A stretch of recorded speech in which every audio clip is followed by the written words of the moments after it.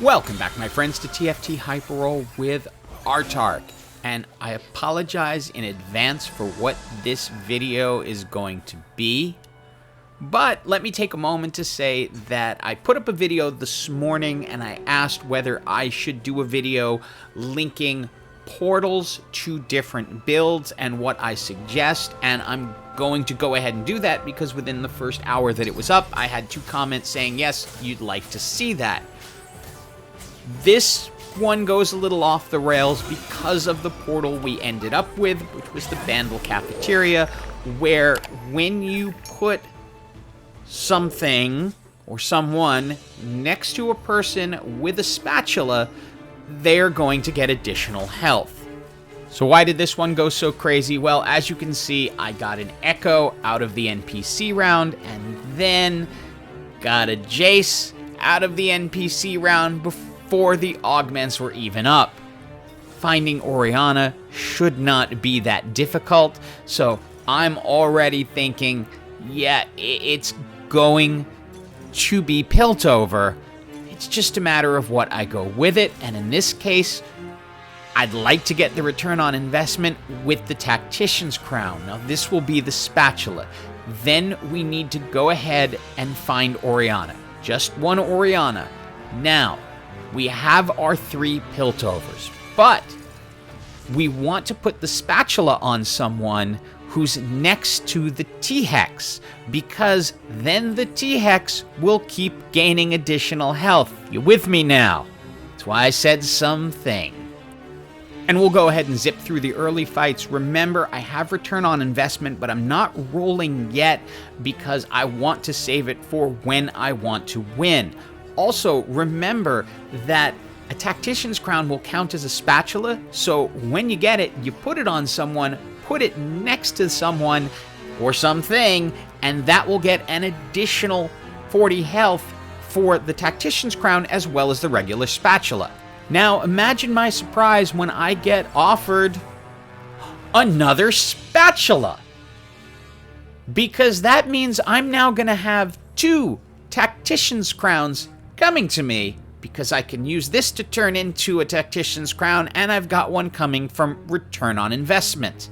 And I've picked up items for the Rageblade, Infinity Edge. Those are for either Jinx or Zeri, because I'm going to want to bring them in once I'm willing to roll down.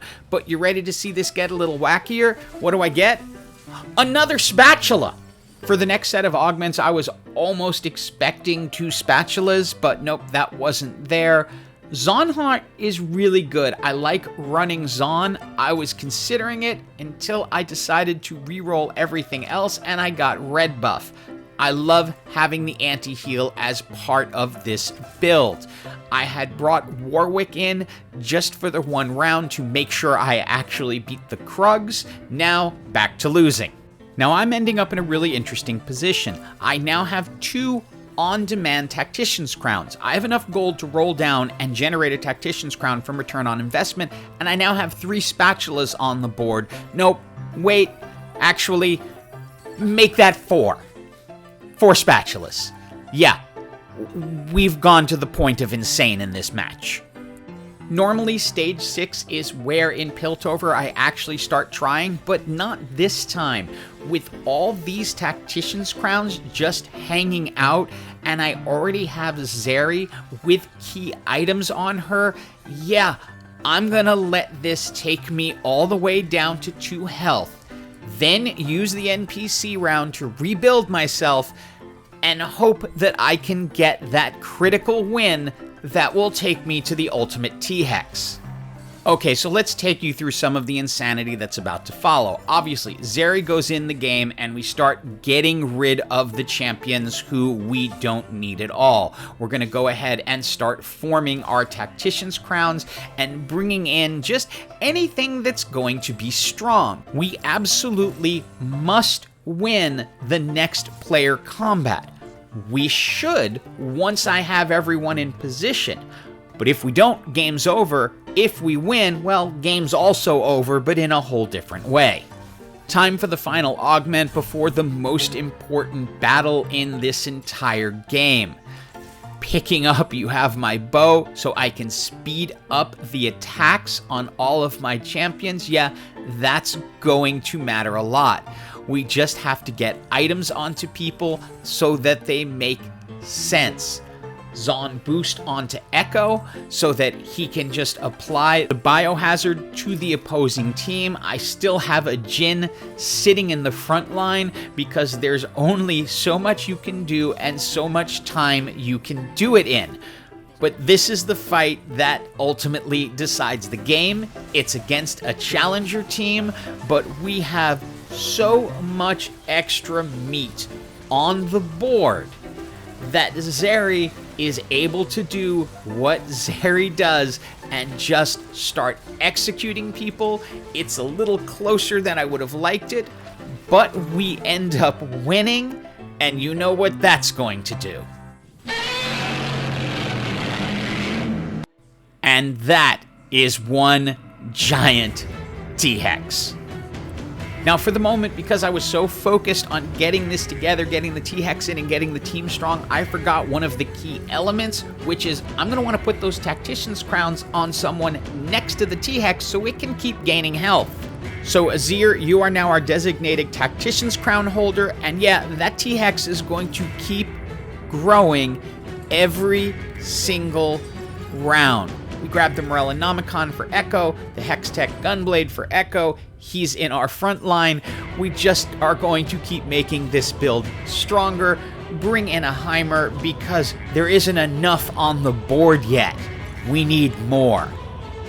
And you can't help but start to feel bad as people realize what is happening. They're having great games, they've got 3-star champs, they think they have it locked, and then they run into this creature from the Black Lagoon that is only getting bigger and bigger. The T-Hex has now gotten so big, and don't worry, I will do a health check on it so you can see what it gets to. But it's taking up nearly a quarter of the playing field, and it's only going to keep growing. It's time for our final item choices and a couple of additional switches in the team. We're just going to tank up the front line a little bit. Yeah, we 2-starred the Zeri as if any of this is necessary. We go ahead, we had 2 Heimers in there, but we can put in a Kaisa, so now that ticks Challenger. And I know there's an augment called Endless Horde where you get 2 or 3 additional champs, but here we have 3 additional champs, and that's without it. Final item, we need more stuff on the board. So ZZ-Rot onto Jarvan so that he can just add an additional player. The T-Hex is now about 1/3 of the board and not giving anyone a chance to do, well, anything. And that will bring us into the top 4, actually top 3, just based on how it worked out. Now, when the game gets like this, there's nothing anyone can do. I don't even know if a 3-star legendary could handle this thing because it's barely being dented. So how much health does it have? Well, going into the last match, it's 11,855 health.